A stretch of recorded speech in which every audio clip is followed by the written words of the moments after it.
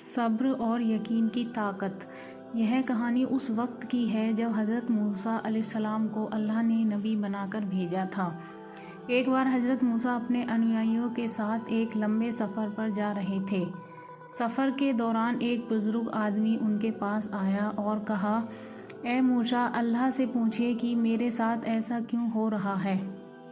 मैं बहुत गरीब हूँ, मेरे पास न घर है न खाना, मेरे परिवार के सभी लोग परेशान हैं। मैंने हमेशा अल्लाह की इबादत की है, फिर भी मेरी यह हालत है। हज़रत मूसा ने उस बुज़ुर्ग की बात सुनी और अल्लाह से उसकी शिकायत के बारे में पूछा। अल्लाह ने जवाब दिया, मैंने उसके लिए एक ख़ास समय तय किया है जब मैं उसकी मुश्किलें दूर कर दूंगा।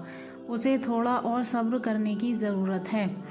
हज़रत मूसा ने उस बुज़ुर्ग से कहा, अल्लाह तुम्हारी दुआ सुन चुका है।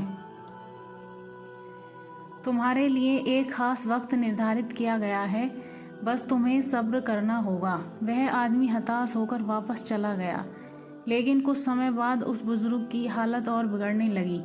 उसकी परेशानियां बढ़ने लगीं। एक दिन वह फिर से हज़रत मूसा के पास आया और कहा, मुझे समझ नहीं आता कि अल्लाह मेरी दुआ क्यों नहीं सुन रहा।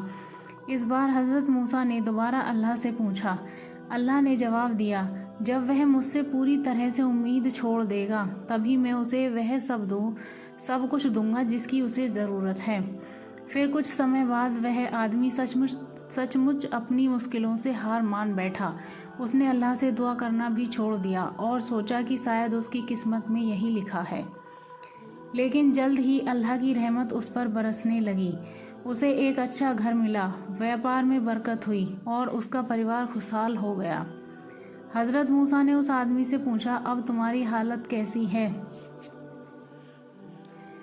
वह बुज़ुर्ग मुस्कुराते हुए बोला, अल्लाह ने मेरी सभी मुश्किलें दूर कर दी, लेकिन तब जब मैंने पूरी तरह से उम्मीद छोड़ दी थी।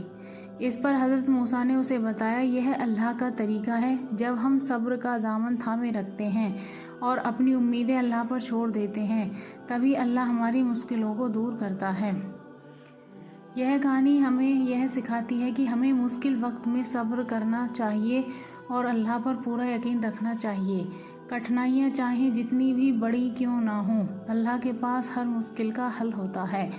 हमें सिर्फ सही समय का इंतज़ार करना होता है और सब्र के साथ उसकी रहमत पर यकीन करना चाहिए।